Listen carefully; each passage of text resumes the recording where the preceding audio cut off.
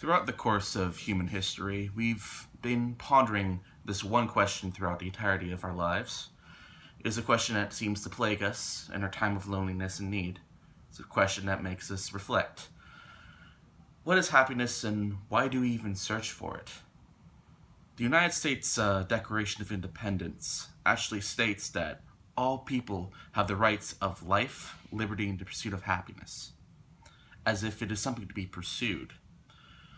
The American self-help industry is worth upwards of $11 billion according to the Washington Post, and 1 out of 6 Americans take psychiatric drugs, including sedatives and antidepressants.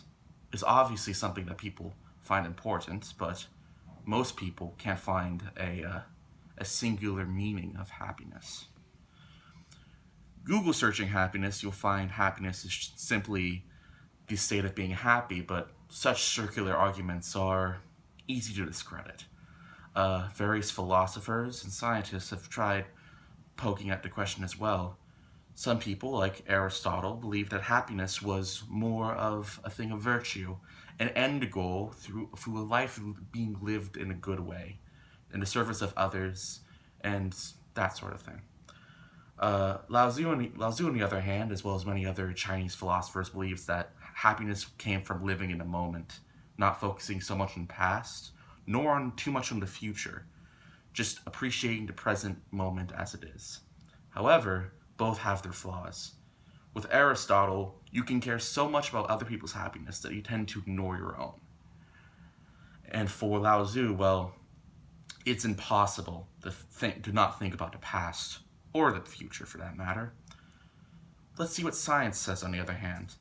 From science, we know that the neurotransmitters dopamine and serotonin are used as either as used for pleasure/rewards in the brain, or for fending off anxiety or depression, that sort of thing. However, this is only momentary. It's not a long-lasting happiness. It's fleeting. It's just a simple chemical reaction. So in the end, which is right? Is happiness a state of mind, or is it simply a biochemical reaction? The better question is, why do we even look for happiness? I mean, if anything, looking through Google and looking through all the self-help websites out there kind of seems a little bit insane. So many people spend so much time and money trying to define happiness and trying to look for what little happinesses there is in their lives. It's almost quote-like, give us your money and you'll be happy. Just think that you'll be happy and, well, you'll be happy. The thing is, it doesn't work. According to Psychology Today, which cited this previous study, people who put the greatest emphasis on happy are 50% less likely to experience positive emotions, 35% less satisfied in their lives, and 75% more depressed or show depressive symptoms. Why is that? Well, there are multiple theories, but one that I've heard from from an interview of an author, Ruth Whitman. She wrote a book called American the Anxious: How Our Pursuit of Happiness is Creating a Nation of Nervous Wrecks.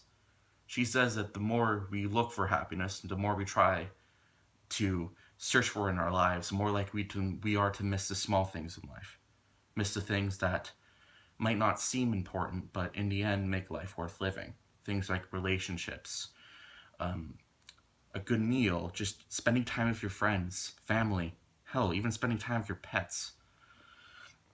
In the end, happiness is not so much a biochemical reaction, nor is it a way of life. Happiness is not living in the present, but just knowing that the more you focus on happiness, the more likely you are to miss it. In the end, happiness is an emotion just like every other and should be valued like every other. An interesting argument that I've heard came from the movie Inside Out. In the movie, the character Joy struggles so hard to make the main protagonist happy, but only by accepting sadness can the character truly grow and become a more functional adult. Either way, thank you for watching, and I hope you have a nice day.